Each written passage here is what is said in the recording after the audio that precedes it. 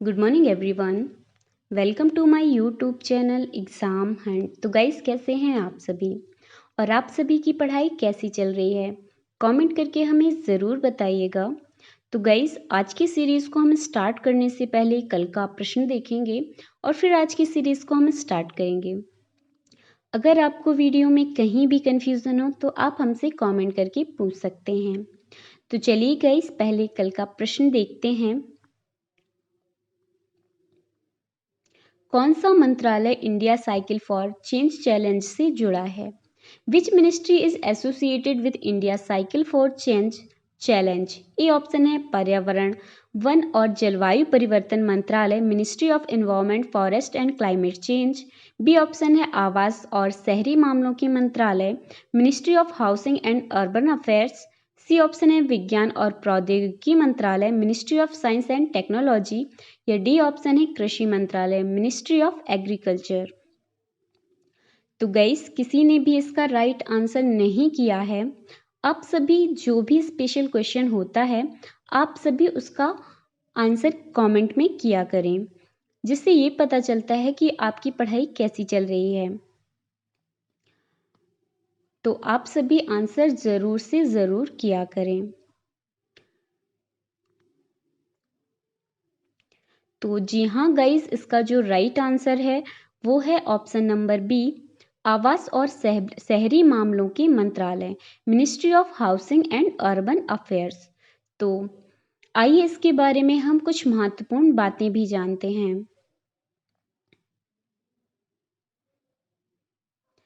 आवास और शहरी मामलों के मंत्रालय ने पूरे देश में साइकिल के अनुकूल पहल करने के लिए 2020 में India cycle for change challenge शुरू किया। हाल ही में मंत्रालय ने 11 शहरों को इंडिया टॉप 11 साइकिलिंग पायनियर्स का के खिताब से नवाजा है। इसके साथ ही पहले सीजन का अगला चरण शुरू हो गया है। शीर्ष 11 शहरों को अपनी साइकिल चालान पहल को बढ़ाने के लिए प्रत्येक को 1 करोड़ रुपए का पुरस्कार मिलेगा। India cycle for change challenge ने अपनी पहली report the dawn of India cycling revolution launch की। चैलेंज का सीजन 2 भी शुरू हो चुका है। तो गाइस, अगर आपको इसमें कहीं भी कंफ्यूजन हो तो आप हमसे कमेंट करके पूछ सकते हैं।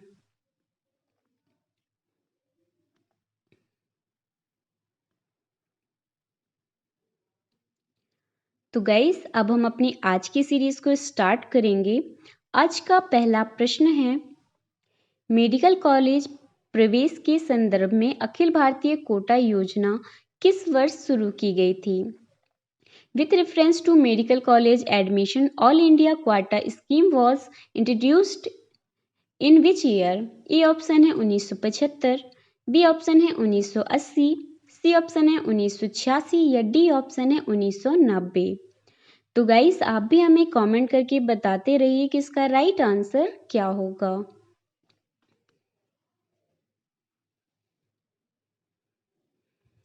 तो जी हाँ गाइस, इसका राइट आंसर है ऑप्शन नंबर सी, 1986। तो आइए इसके बारे में कुछ महत्वपूर्ण बातें जानते हैं। 1986 में सुप्रीम कोर्ट के निर्देशों के तहत अखिल भारतीय कोटा योजना शुरू की गई थी। इसे किसी भी राज्य के छात्रों को अधिवास मुक्त योजना आधारित अवसर प्रदान करने के उद्देश्य से पेश किया गया था, जो कि दूसरे शहरों में स्थित मेडिकल कॉलेज में अध्ययन करने की इच्छा रखते हैं। इस योजना में सरकारी मेडिकल कॉलेजों में यूजी सीटों का 15% और पीजी सीटों का 50% शामिल है। केंद्रीय स्वास्थ्य मंत्रालय ने हाल ही में घोषणा की है कि अन्य पिछड़ा वर्ग यानी ओबीसी के लिए 27% आरक्षण और आर्थिक रूप से कमजोर वर्गों के लिए 10% आरक्षण अंडर ग्रेजुएट यूजी और स्नातकोत्तर यानी पीजी मेडिकल के लिए अखिल भारतीय कोटा योजना के तहत दिया जाएगा। तो गाइस, अगर आपको इसमें कहीं भी कंफ्यूजन हो तो आप हमसे कमेंट करके पूछ सकते हैं।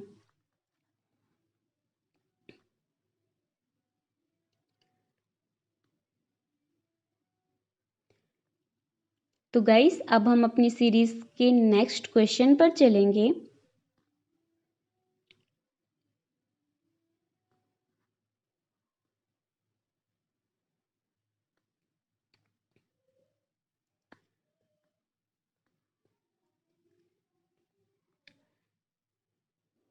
तो गाइस हमारा नेक्स्ट क्वेश्चन है, भारत के कितने टाइगर रिजर्व को global conservation assured tiger standard की मान्यता प्राप्त हुई? How many tiger reserves of India have received associated accreditation of the global conservation assured tiger standard? A option है 5, बी ऑप्शन है 3, सी ऑप्शन है 11 या डी ऑप्शन है 14। तो गाइस आप भी हमें कमेंट करके बताते रहिए कि इसका राइट आंसर क्या होगा। तो जी हाँ गाइस, इसका राइट आंसर है ऑप्शन नंबर डी 14। तो आइए इसके बारे में कुछ महत्वपूर्ण बातें जानते हैं। अंतर्राष्ट्रीय बाघ दिवस के अवसर पर भूपेंद्र यादव, पर्यावरण, वन और जलवायु परिवर्तन मंत्री, ने कहा कि भारत के 14 टाइगर रिजर्व को global conservation assured tiger standard की मान्यता मिली है। 14 मान्यता प्राप्त बाघ अभ्यारण्य असम में मानस, कांजीरंगा और औरंग है। मध्य प्रदेश में सतपुड़ा, कान्हा और पन्ना, महाराष्ट्र में पेंच, बिहार में वाल्मीकि टाइगर रिजर्व, उत्तर प्रदेश में दुधवा, पश्चिम बंगाल में सुंदरवन, केरल में परम्बिकुलम, कर्नाटक में बांदीपुर और तमिलनाडु में मुदुलाई और अनामलाई।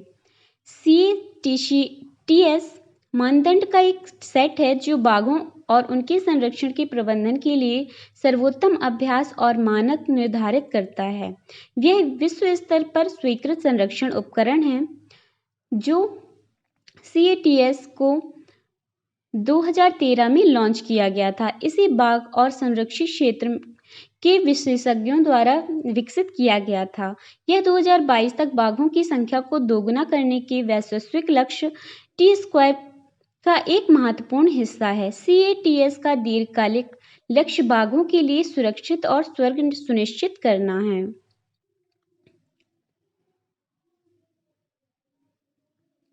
तो गाइस अगर आपको इसमें कहीं भी कंफ्यूजन हो तो आप हमसे कमेंट करके पूछ सकते हैं।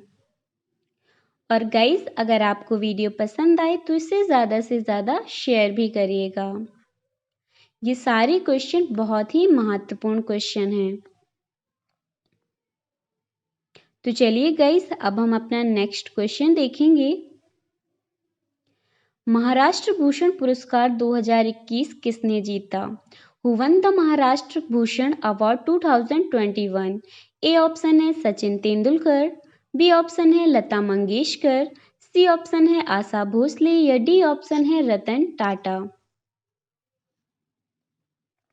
तो गाइस आप भी हमें कमेंट करके बताते रहिए कि इसका राइट आंसर क्या होगा।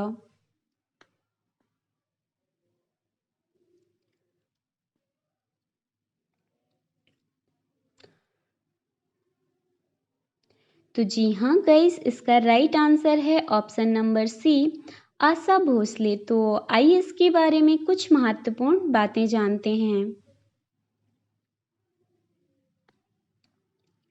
मुख्यमंत्री उद्धव ठाकरे की अध्यक्षता में महाराष्ट्र भूषण चयन समिति ने आशा भोसले को प्रतिष्ठित महाराष्ट्र भूषण पुरस्कार 2021 के लिए चुना। इसकी घोषणा महाराष्ट्र के सांस्कृतिक मामलों के मंत्री अमित देशमुख ने की। महाराष्ट्र भूषण महाराष्ट्र के सर्वोच्च नागरिक पुरस्कार है। यह साहित्य, कला, खेल, विज्ञान, सामाजिक कार्य, पत्रकारिता और लोक प्रशासन के क्षेत्र में उत्कृष्ट उपलब्धि के लिए दिया जाता है। यह महाराष्ट्र सरकार द्वारा प्रतिवर्ष प्रस्तुत किया जाता है। यह पहली बार 1996 में प्रदान किया गया था। पुरुषोत्तम लक्ष्मण देशपांडे इस पुरस्कार को जीतने वाले पहले व्यक्ति थे। रुपए का नगद पुरस्कार 10 लाख, एक स्मृति चिन्ह, प्रशस्ति पत्र महाराष्ट्र भूषण पुरस्कार के विजेता को दिया जाता है। तो गाइस अगर आपको इसमें कहीं भी कंफ्यूजन हो तो आप हमसे कमेंट करके पूछ सकते हैं।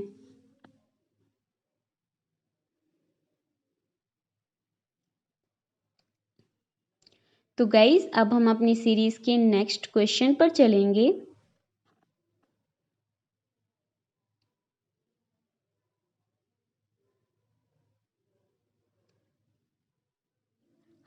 नेक्स्ट क्वेश्चन है, AI फॉर ऑल पहल के लिए किस कंपनी ने CBSE और शिक्षा मंत्रालय के साथ सहयोग किया? Which company collaborated with CBSE and ministry of education for AI for all initiative? A option है माइक्रोसॉफ्ट, बी ऑप्शन है इंटेल, सी ऑप्शन है विप्रो या डी ऑप्शन है डेल। तो गाइस आप भी हमें कमेंट करके बताते रहिए कि इसका राइट आंसर क्या होगा। तो जी हाँ गाइस, इसका राइट आंसर है ऑप्शन नंबर बी इंटेल। तो आइए इसके बारे में कुछ महत्वपूर्ण बातें जानते हैं। इंटेल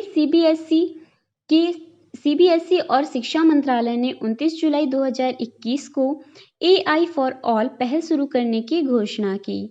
इस पहल का मुख्य उद्देश्य भारत के सभी आर्टिफिशियल इंटेलिजेंस की बुनियादी समझ पैदा करना है। AI फॉर ऑल 4 घंटे का स्वगति से सीखने का कार्यक्रम है। यह छात्रों के घर में रहने वाले माता पिता, पेशेवरों और कामकाजी माता पिता, वरिष्ठ नागरिकों पर लागू होता है। यह कार्यक्रम 2 वर्गों में विभाजित है, AI जागरूकता 2.5 घंटे और AI प्रशंसा 2.5 घंटे। तो गाइज अगर आपको इसमें कहीं भी कंफ्यूजन हो तो आप हमसे कमेंट करके पूछ सकते हैं।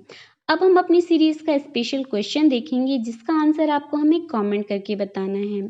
जुलाई 2021 में जारी ICMR के चौथे सीरोलॉजी सर्वेक्षण के अनुसार किस राज्य में सबसे अधिक कोविड-19 सीरो प्रचार है?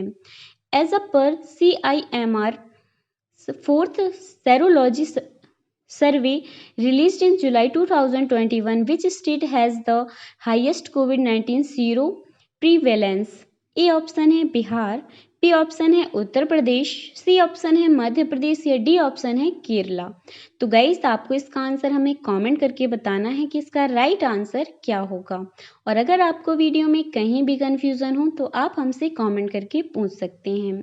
तो चलिए गाइस आज के लिए बस इतना ही। अगर आपको वीडियो पसंद आया हो तो आप इसे लाइक करें, शेयर करें और सब्सक्राइब करना बिल्कुल भी ना भूलें। और गाइस अगर आप हमारे सोशल मीडिया हैंडल से नहीं जुड़े हैं तो आप हमें फेसबुक पर फॉलो कर सकते हैं, इंस्टाग्राम पर भी फॉलो कर सकते हैं। और अगर आप हमारे टेलीग्राम चैनल से नहीं जुड़े हैं तो लिंक डिस्क्रिप्शन बॉक्स में है। तो चलिए गाइस आज के लिए बस इतना ही। Thank you so much everyone, have a good day. अपना ख्याल रखिए, अपने साथ अपनों का भी ख्याल रखिए। Bye bye, take care, thank you so much.